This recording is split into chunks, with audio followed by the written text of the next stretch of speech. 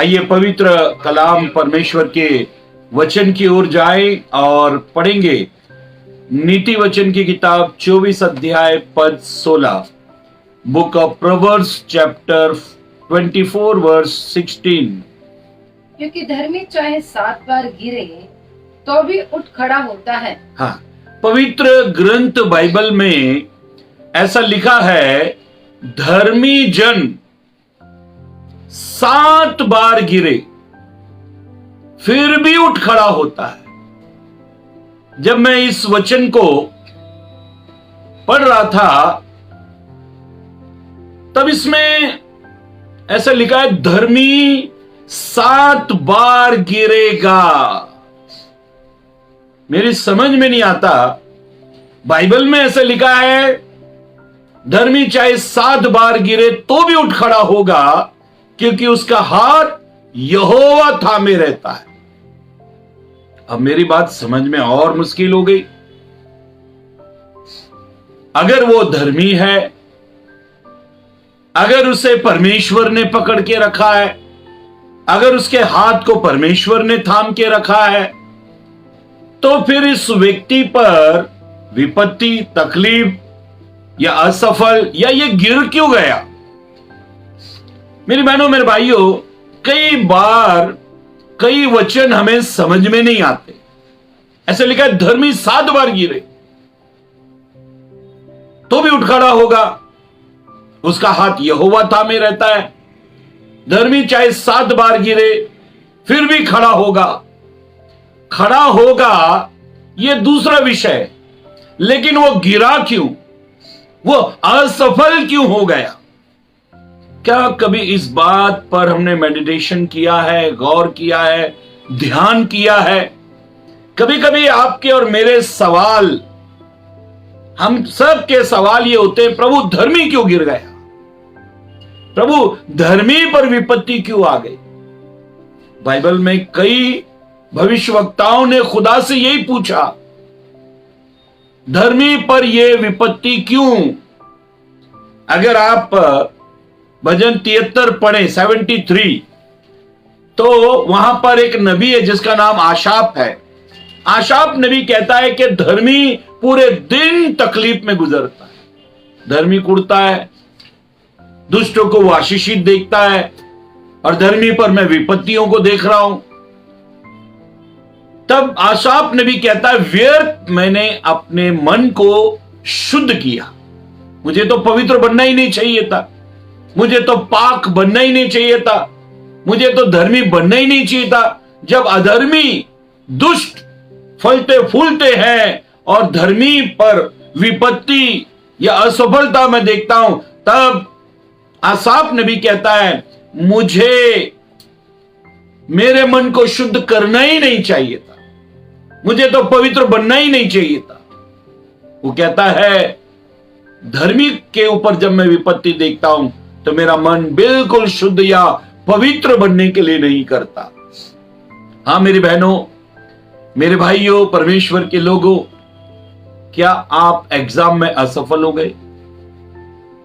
क्या आपका घर बनाते बनाते नहीं बना? क्या आप जमीन खरीदते खरीदते रह गए? क्या मकान के पैसे जमा कर दिए, थोड़े से रह गए और आप नहीं खरीद पाए? क्या बेटी का रिश्ता कर दिया लेकिन किसी कारणवश वो टूट गया?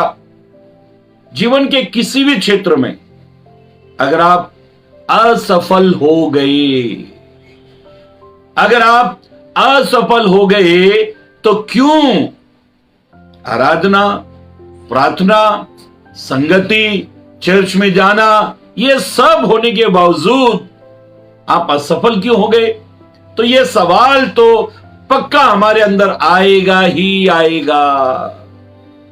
मेरी बहनों, मेरे भाइयों, पवित्र लोगों, जब अय्यूब के ऊपर, जब अय्यूब की जिंदगी में, अय्यूब के ऊपर, अय्यूब की जिंदगी में तकलीफें आ रही थी, समस्याएं आ रही थी, उसका नुकसान हो रहा था, तब उसके मित्रों ने कहा कि जरूर तू कुछ गुनाह किया हुआ व्यक्ति है, वरना परमेश्वर कभी पवित्र को दुख नहीं देता।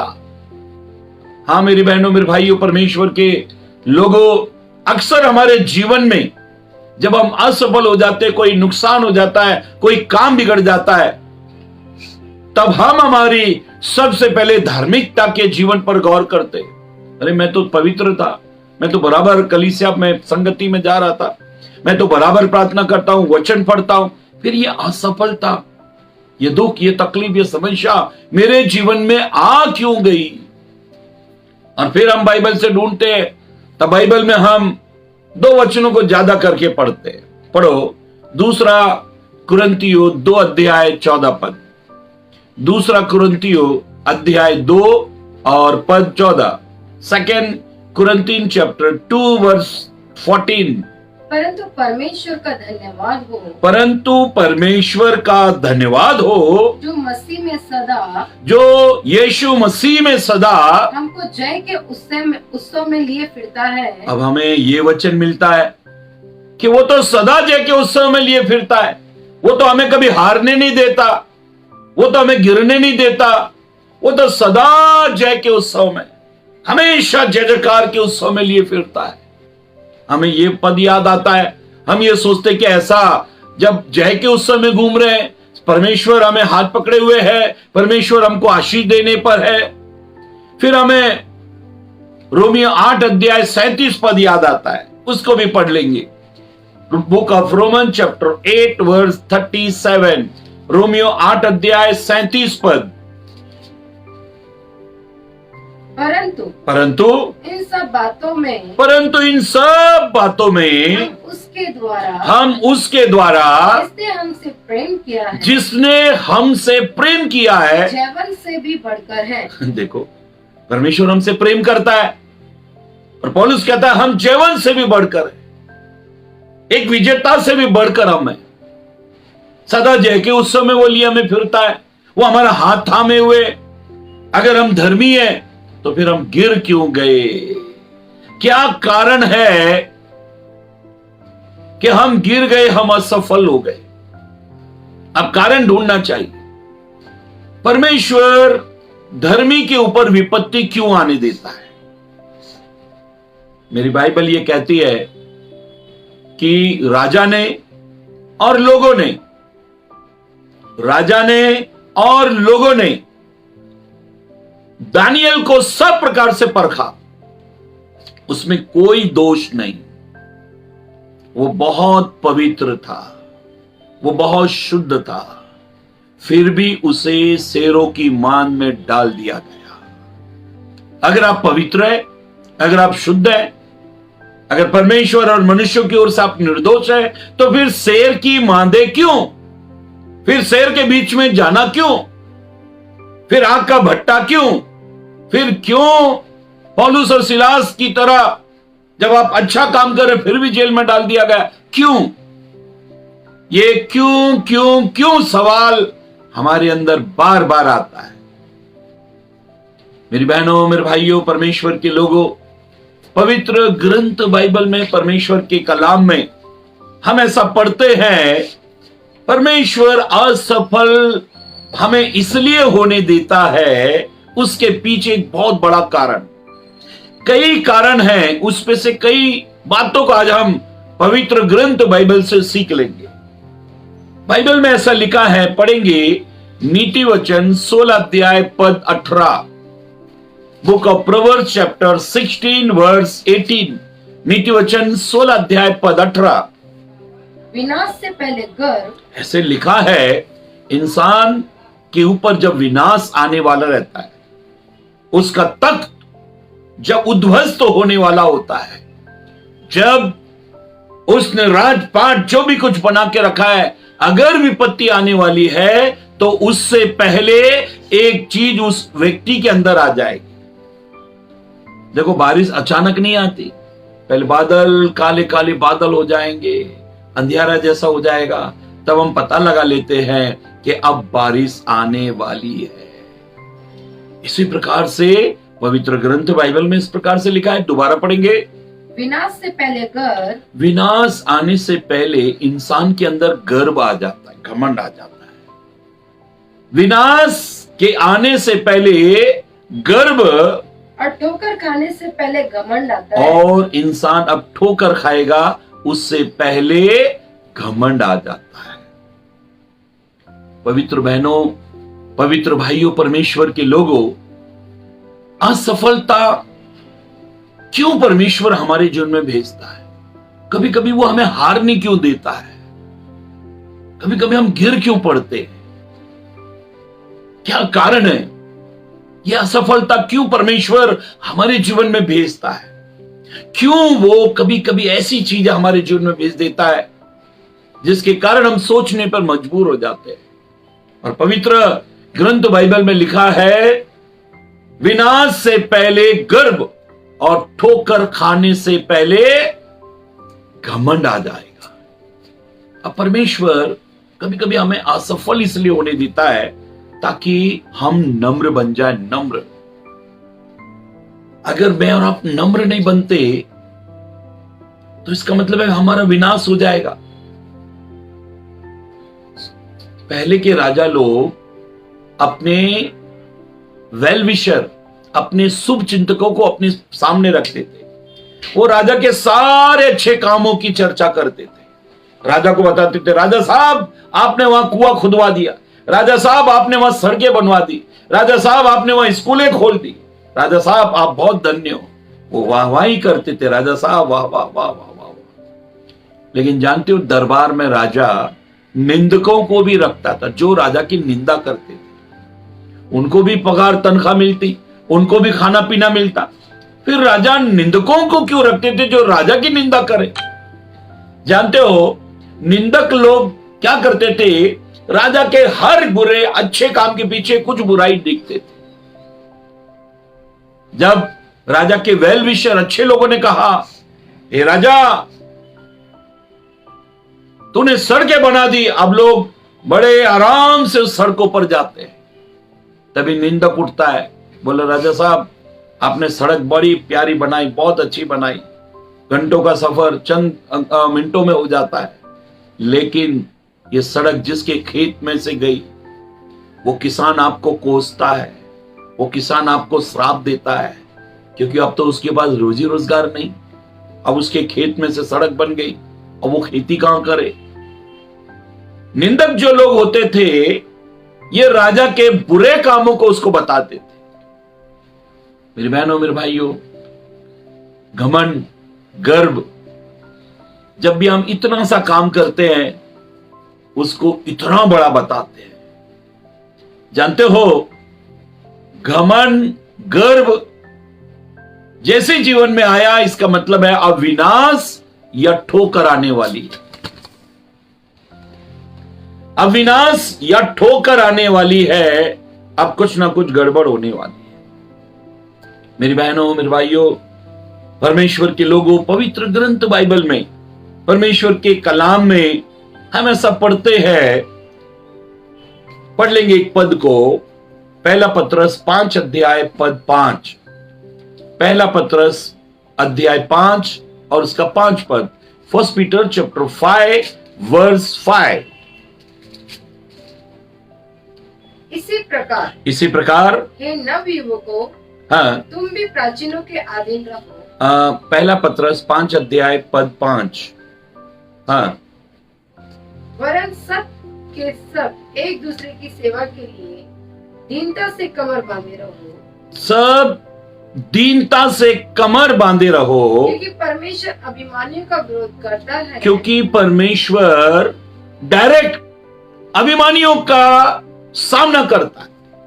सोचो, अगर परमेश्वर खुद आपका सामना कर रहा है, अगर परमेश्वर खुद आपसे लड़ रहा है, अगर परमेश्वर खुद आपके विरोध लड़ रहा है, आप उसका सामना क्या कर पाओगे? जानते हो, परमेश्वर खुद किससे लड़ता है, खुद किसका सामना करता है? जो घमंडी या गर्व से भरा होता है, परमेश्वर डायरेक्ट उसका सामना करता है। अगर आप असफल हैं, अगर आप हार गए, अगर आपका काम नहीं बना, अगर आप को टाइम टाइम लग रहा है सफलता कामयाबी के पीछे, तो इसका मतलब यह है कि परमेश्वर हमें नम्रता सिखा रहा है। असफल व्यक्ति नम्र हो जाता है, उसके अंदर से घमंड खत्म हो जाता है। असफलता हमें नम्रता सिखाती है। पहली बात, जब भी आप असफल हो, जब भी जीवन में नुकसान कुछ हो जाए, पवित्र होते हुए भी अगर जीवन में कुछ काम बिगड़ जाए, तो इसका मतलब यह है परमेश्वर चाह रहा है कि घमंड और गर्व को दूर करके नम्र बना जाए। और मेरी बाइबल में दूसरी बात, असफलता हमारे जीवन में आने का दूसरा कारण, कई कारण है, उसमें से कुछ कारण को हम लोग ढूंढेंगे। हाँ, पढ़ेंगे 26 अध्याय, नीति वचन 26 अध्याय और 12 पद।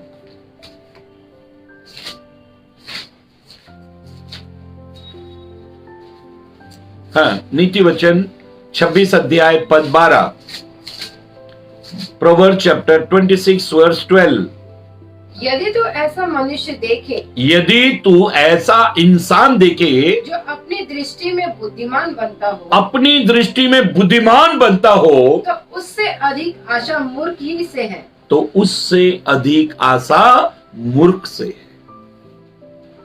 देखो, कई बार प्रभु हमको बुद्धिमान बनाना चाहता है। मूर्खता का जीवन हमारे अंदर से प्रभु खत्म करना चाहता है। वो हमें बुद्धिमान बनाना चाहता है। इस पद को दोबारा पढ़ ले तो आपको समझ में आ जाए। यदि तू ऐसा मनुष्य देखे, अगर तू ऐसा इंसान देखे जो अपनी दृष्टि में बुद्धिमान बनता हो, जो अपनी दृष्टि में बुद्धिमान बनता हो, तो उससे अधिक आशा मूर्ख ही से है। हाँ, देखो, कई बार परमेश्वर बुद्धिमान बनाने के लिए हमें मूर्ख बनाता है। देखो, दो वर्ड है, एक चीटिंग है और एक टीचिंग है। किसी ने आपके साथ अगर चीटिंग कर दी तो वो चीटिंग नहीं है, वो टीचिंग है। आपको कुछ सिखाना चाहता है। हर असफल व्यक्ति बुद्धिमान बन जाता है। उसे मालूम हो जाता है कि मैं इस तरीके से गिरा था, मैंने केले के छिलके को देखा नहीं, मैं ऊपर की तरफ देखकर जा रहा था और वो केले के छिलके ने धड़ाम से नीचे गिराया। तब हम रास्ते पर संभल संभल कर कदम रखते हैं। परमेश्वर हमें बुद्धिमान बनाने के लिए मूर्ख बना देता है। हर वो स्थान जहां हमने धोखा खाया, हर वो जगह, हर वो लोग जिनसे हमें धोखा मिला, फिर दोबारा कभी हम उनसे धोखा नहीं खाएंगे। मेरी बहनों, मेरे भाइयों, असफलता, मूर्खता, कभी कभी हम मूर्ख इसलिए बन जाते हैं ताकि प्रभु हमको बुद्धिमान बनाता है। और बाइबल में लिखा है परमेश्वर ने जगत के मूर्खों को चुन लिया ताकि वो ज्ञानवानों को लज्जित कर दे। मुझे याद आती है घटना, एक लड़का कागज में कुछ चीज रखकर ऐसे कागज में से कुछ खा रहा था। उसका मित्र आया और पूछने लगा, तू क्या खा रहा है? उसने कहा, मैं अक्ल की दवा खा रहा हूं। उसने बोला, अक्ल? बोला, हाँ, इससे बुद्धिमान हो जाते हैं, खाकर ही अक्ल आ जाती है। उसने कहा, मुझे दे। उसने कहा, 10 रुपए लगेंगे भाई। उसने 10 का नोट निकालकर उसके हाथ में थमा दिया। बोला, मुझे अक्ल की दवा दे। उसने कहा, मुंह खोल। उसने मुंह खोला, उसके मुंह में वो डाल दिया जो ये खा रहा था। जैसे उसने खाया, इसने कहा, अरे यार, ये तो गुड़ है, तूने मेरे मुंह में गुड़ डाल दिया। इसने बोला, देख, आ गई ना अकल। पहले पूछ रहा था क्या खा रहा है, क्या खा रहा है, तुझे पता ही नहीं लग रहा, लेकिन जैसे ही मैंने तेरे मुंह में डाला तुझे अक्ल आ गई। तूने तुरंत कह दिया, देख, तूने देखा नहीं, लेकिन फिर भी तूने ये कह दिया कि गुड़ है, ये खाने से अक्ल आ गई। मेरी बहनों, मेरे भाइयों, परमेश्वर के लोगों, जब तक हम मूर्ख ना बने ना, परमेश्वर हमें बुद्धिमान नहीं बनाता। हर चीटिंग हमें टीचिंग दे देती है। जब भी आप असफल होते हो, आप बुद्धिमान बन जाते हो। आपको कारण मालूम पड़ जाता है। थॉमस एल्वा एडिसन, जिसने बल्ब की रचना की, जब इसको अवार्ड दिया जा रहा था, तब जो बहन ने इसको स्टेज पर बुलाया, उसने कहा थॉमस एल्वा एडिसन 9,999 बार इस बल्ब को बनाने में फेल हो गए, असफल हो गए। तब थॉमस एल्वा एडिसन उस स्त्री की उस बात पर नाराज नहीं हुए कि उसने उसको असफल कहा, लेकिन थॉमस एल्वा एडिसन ने कहा, हां, मैं 9,999 बार फेल हुआ, और मुझे ये इसलिए मैं हुआ ताकि 9,999 ऐसे कारण मुझे मालूम हो जिसके कारण बल्ब नहीं बन सकता। मुझे वो भी कारण मालूम है, कैसे बल्ब नहीं बनेगा, बल्ब इस तरीके से बनेगा। मेरी बहनों, मेरे भाइयों, पवित्र लोगों, कभी कभी आप के साथ किसी ने चीटिंग कर दिया, आप मूर्ख बन गए, किसी ने आपको धोखा दे दिया, लेकिन वो चीटिंग जो आपके साथ हुई है वो आपके लिए एक टीचिंग है। आपको कोई सिखा गया, आपको कोई बता गया, आपको कोई शिक्षा दे गया, और उससे आप जान गए कि हां, मेरे जीवन में असफलता आई, लेकिन मैं बुद्धिमान बन गया, मैं अक्लमंद बन गया। असफलता क्यों?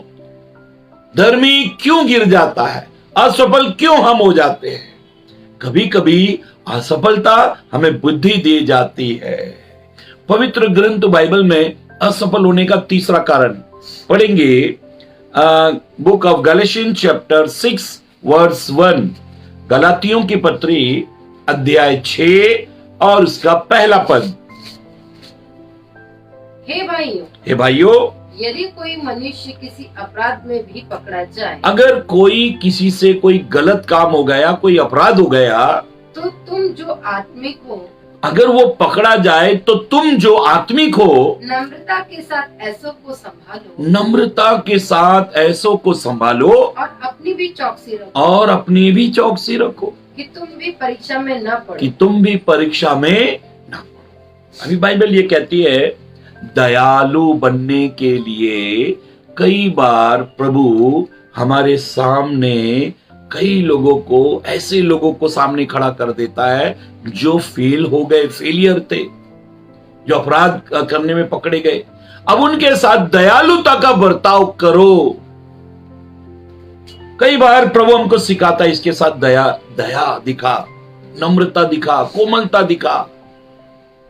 जब हम लोगों के साथ कोमलता दिखाते हैं, तब हमें मालूम पड़ता है कि ये हादसा मेरे जीवन में भी हो सकता था।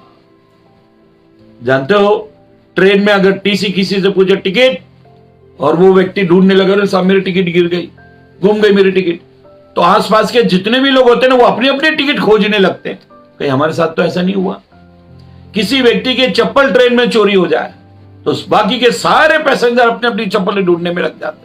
किसी व्यक्ति का बैग चोरी हो जाए तो सारे पैसेंजर अपना अपना बैग ढूंढना चालू करते हैं। किसी मोहल्ले में किसी एक व्यक्ति को हार्ट अटैक हो जाए, बाकी के दूसरे दिन ही सब लोग दौड़ना शुरू कर देते हैं।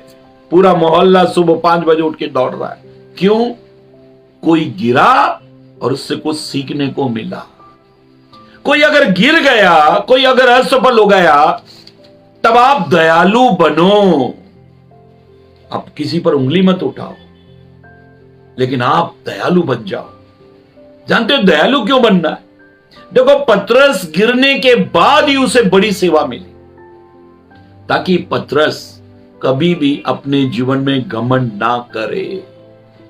आपकी शान, शौकत, पढ़ाई लिखाई, एजुकेशन आपके बहुत ऊंचे स्तर से प्रभु कभी आपको एकदम नीचे स्तर में लाता है। क्यों लाता है? ताकि कभी भी आप इस बात का घमंड ना करें कि मैं तो बहुत पढ़ा लिखा था, इसलिए प्रभु की सेवा के लिए प्रभु ने मुझे चुना। मैं तो बहुत बुद्धिमान था, मैं तो बहुत अक्लमंद था, मेरे पास कई डिग्रियां थी। प्रभु दयालु बनने के लिए हमें कहता है। जानते हो, पतरस कभी भी किसी गुनहगार को, किसी पापी को, अगर वो बैकस्लाइड हो गया या गिर गया, कभी भी उसके साथ बुरा व्यवहार नहीं कर सकता। क्यों? क्योंकि वो पतरस से पूछेगा, तू भी ऐसा ही गिरा था, खुदा ने तुझे उठाया, तुझे मौका दिया, तू मुझे मौका दे। मेरी बहनों, मेरे भाइयों, आज जो गिर चुके हैं, असफल हो गए हैं, उनके साथ हमारा व्यवहार कैसा है? क्या जो गलतियां आपने की और वो गलती उन्होंने करने पर क्या आपने उनके साथ कठोरता से व्यवहार किया? मेरी बहनों, मेरे भाइयों, कभी कभी असफल प्रभु हमारे सामने दूसरों को कर देता है और हमें कहता है नम्रता के साथ इनके साथ व्यवहार करो, इनके साथ नम्रता के साथ व्यवहार करो। पहले स्कूल में जब मैं छोटा था, पूरा क्लास अगर गलती करती है, अगर स्कूल के सारे स्टूडेंट्स गलती कर रहे हैं, मस्ती कर रहे हैं, कुछ कर रहे हैं, तो हमारे मास्टर जी, हमारे टीचर खुद नहीं मारते थे, लेकिन वो कहते थे दो दो बच्चे सामने आओ, एक थप्पड़ तुम मारो, एक ये मारेगा। तो कभी कभी क्या होता था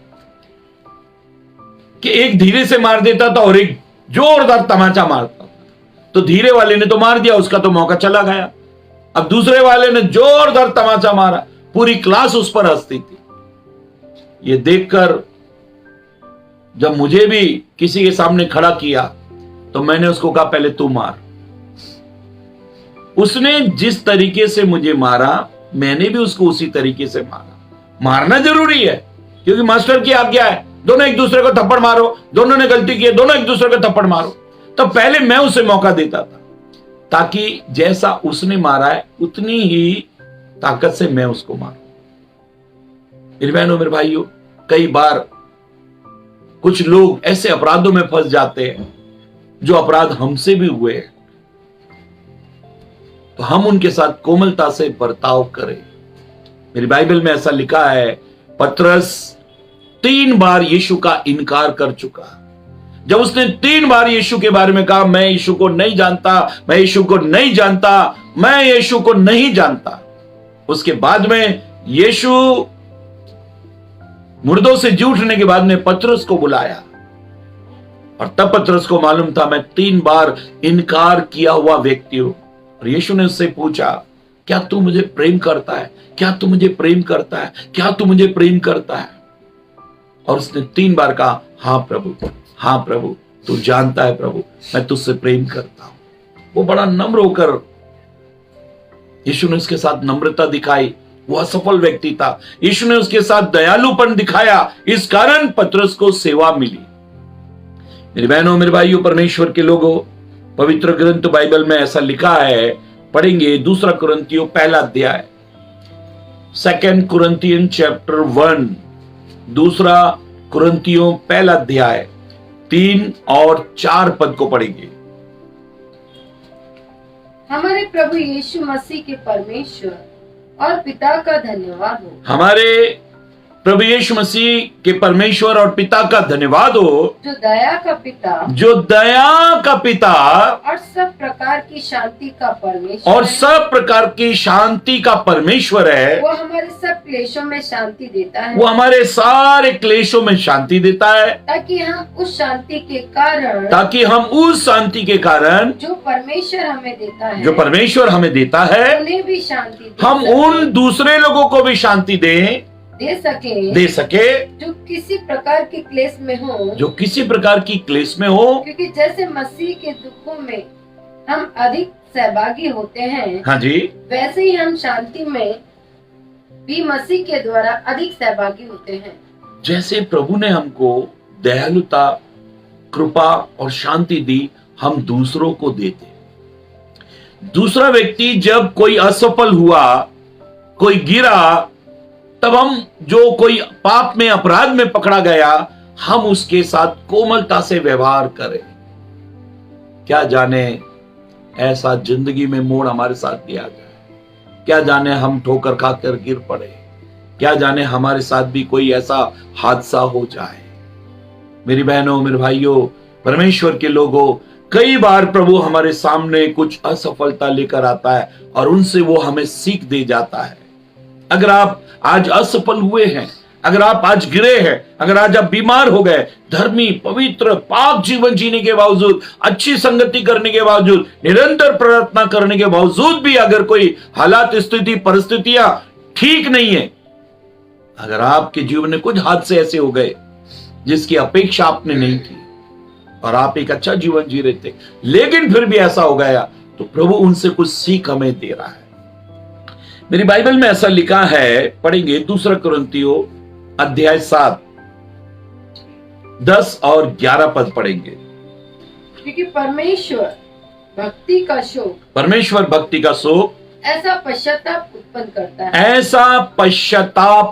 करता है जिसका परिणाम उद्धार है और फिर उससे पछताना नहीं पड़ता, परंतु सांसारिक शोक मृत्यु उत्पन्न करता है। संसारिक शोक मृत्यु उत्पन्न करता है। अतः देखो इसी बात से कि तुम्हें परमेश्वर भक्ति का शोक हुआ तो तुम्हें कितना उत्साह और प्रत्युत्तर और रीस और भय और लालसा और धुन और दंड देने का विचार उत्पन्न हुआ। हाँ, तुमने सब प्रकार से यह सिद्ध कर दिखाया। तुम इस बात में निर्दोष हो। मेरी बहनों, मेरे भाइयों, परमेश्वर के लोगों, परमेश्वर कभी कभी हमें पवित्र बनाने के लिए, बहुत पवित्र बनाने के लिए कई ऐसे रास्ते से ले गुजरता है। देखो, यूसुफ को पोतीफर ने इसलिए खरीदा गुलाम करके ताकि यूसुफ की पवित्रता जांची जाए, और पोतीफर की पत्नी ने यूसुफ को व्यभिचार के लिए पकड़ा। तब ऐसा लिखा है कि यूसुफ ने पोतीफर की पत्नी को ना कहा, और जब वो जबरदस्ती करने लगी तब वो वहां से भाग गया। मेरे बहनों, मेरे भाइयों, कई बार परमेश्वर हमको पवित्र बनाने के लिए कई ऐसे हादसों में, कई ऐसे रास्ते से हमको लिए गुजरता है जहां हमारी जांच हो नहीं पाए, जहां हमें परखा जाए।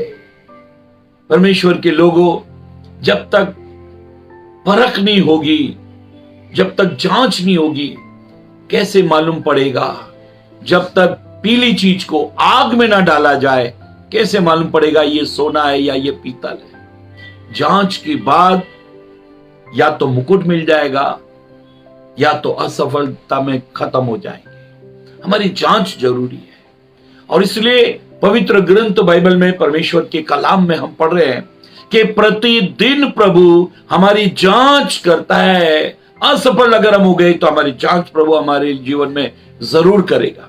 और इसलिए पवित्र ग्रंथ बाइबल में जब धर्मी गिर जाता है तो उसके गिरने के कारण को प्रभु दूर करता है। पवित्र जन क्यों गिरा? धर्मी क्यों गिरा? अब किस कारण से गिरा? वो कारण हमें ढूंढनी चाहिए कि ऐसा करने से भी ऐसा होता है। जब असफल हो जाते हैं तो असफल कैसे होते ही हमें मालूम पड़ जाता है। कोई दुख हमारे जीवन में आ गया तो उसके रास्ते में मालूम पड़ जाए कि दुख इस तरीके से आता है। मेरी बहनों, मेरे भाइयों, परमेश्वर के लोगों, मैं कहानी पढ़ रहा था। एक चूहे ने 1 बिल खोदा और दूसरे चूहे ने 3 बिल खोदे। पहले चूहे ने कहा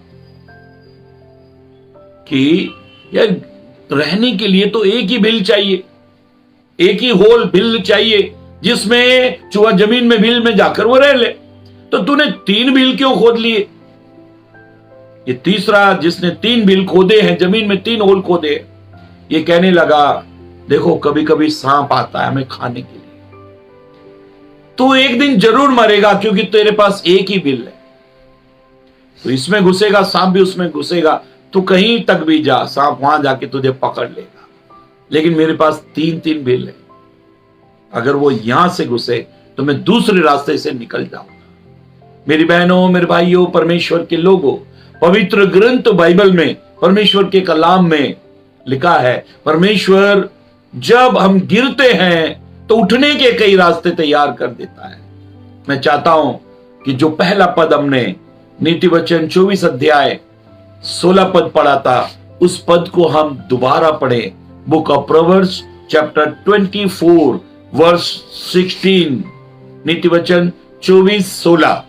क्योंकि धर्मी चाहे 7 बार गिरे ऐसे लिखा है, धर्मी चाहे 7 बार गिर जाए तो भी उठ खड़ा होता है, तो भी उठ खड़ा होगा, परंतु दुष्ट लोग विपत्ति में गिरकर पड़े ही रहते हैं। विपत्ति में गिरकर पड़े रहते हैं। अगर आप बच्चों के मेले में जाओ तो वहां जंपिंग का एक नेट होता है।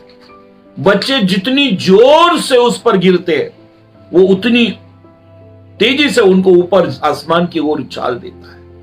इसलिए बच्चे जानबूझकर उस पर जोर से गिरते हैं और वो नेट, वो जाल उनको उतनी ऊपर उछाल देता है और बच्चों को मजा आता है। जानते हो हम गिरे क्यों? हम असफल क्यों हो गए? बीमार क्यों पड़ गए? कर्ज में क्यों आ गए? तकलीफ में क्यों आ गए? समस्या में क्यों आ गए? ताकि हम और ऊपर जाए। परमेश्वर इन सब चीजों से हमें सिखाता है। जानते हो, शेर जब शिकार करने के लिए अपने शिकार को देखता है तो वो थोड़ा सा झुक जाता है और पीछे की तरफ वो थोड़ा पीछे हो जाता है। उसका पीछा होना, उसका झुक जाना एक लंबी छलांग को दर्शाता है। जब शेर नीचे की तरफ झुक गया और थोड़ा पीछे हटा तो इसका मतलब है एक लंबी छलांग, एक लंबी जंप मारने वाला है। वो बहुत दूर तक छलांग लगाएगा, वो अपने शिकार के पास जाएगा। मेरे बहनों, मेरे भाइयों, अगर हम झुक गए, अगर हम नम्र हो गए, अगर हम असफल हो गए, अगर हम बीमार पड़ गए, अगर हम कर्ज में आ गए, लेकिन अगर हम धर्मी हैं तो एक लंबी छलांग प्रभु लगाएगा।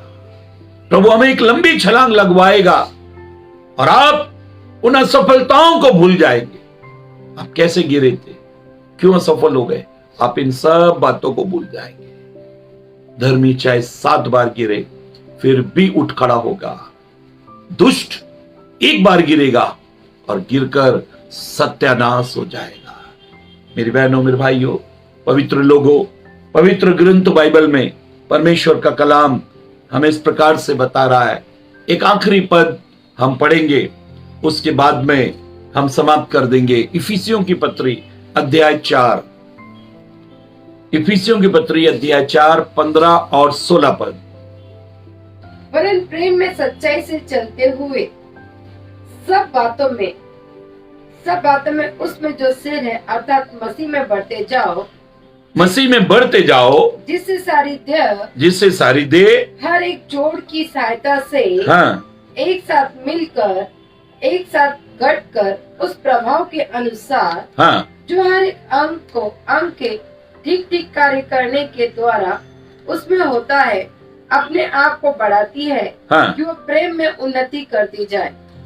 देखो, हर व्यक्ति को दूसरों के ऊपर निर्भर बनना पड़ता है। हम जब इस दुनिया में आए तो हमको किसी ने जन्म दिया, हमारा पालन पोषण किसी ने किया, हमें किसी ने पढ़ाया, हमें किसी ने, हमारे कपड़े कौन धोता है, खाना कोई बनाता है। हर कोई ना कोई सहारा दुनिया में हमें चाहिए। कभी कभी इंसान इतना घमंडी हो जाता है, वो ये कहता है मुझे किसी की जरूरत नहीं। लेकिन जानते हो, किसी ना किसी की जरूरत के द्वारा ही इस पृथ्वी पर हम बड़ी सुकून शांति के साथ जीवन बीते हैं। इसलिए मेरी बहनों, मेरे भाइयों, जब पतरस ने कहा ये सब भाग जाएंगे, ये सब तुझे छोड़ देंगे, लेकिन प्रभु यीशु मैं आपको कभी नहीं छोड़ूंगा। और ऐसा हुआ, सबसे पहले पतरस ने ही यीशु को छोड़ दिया। मेरी बहनों, मेरे भाइयों, परमेश्वर के लोगों, आत्मनिर्भर बनना है, लेकिन हम दूसरों को साथ लेकर चलना है। जब पतरस की नाव में पतरस के जाल में ढेर सारी मछली आ गई, तब उसने अपने साथियों को आवाज दी, तब जाकर नाव भर के मछली उसके पास में सुरक्षित रही, वरना वो ढेर सारी मछली फिर से बह जाती उस समुद्र में। आज परमेश्वर चाहता है कि आप कई लोगों का सहारा लेकर, कई लोगों को साथ में लेकर अपनी सफल जिंदगी को जिए। कभी ऐसा ना कहें मुझे किसी की जरूरत नहीं है। जब आप ऐसा कहते हैं तो आप असफल हो जाते हैं, और प्रभु वहां हमको सिखाता है कि देख तुझे सबकी जरूरत है। मेरी बहनों, मेरे भाइयों, पवित्र लोगों, पवित्र परमेश्वर के दास दासियों, आज जब हम पवित्र कलाम से आज हमने सीखा, धर्मी चाहे 7 बार गिरे फिर भी उठ खड़ा होगा। आज प्रभु आपको खड़ा करना चाहता है, लेकिन कुछ सिखा कर खड़ा करना चाहता है, ताकि बुराई के रास्ते पर, घमंड के रास्ते पर, निंदा के रास्ते पर, असफलता के रास्ते पर आप दोबारा ना जाएं। आप सफल जीवन जिए और सफलता का रास्ता तय करते जाएं।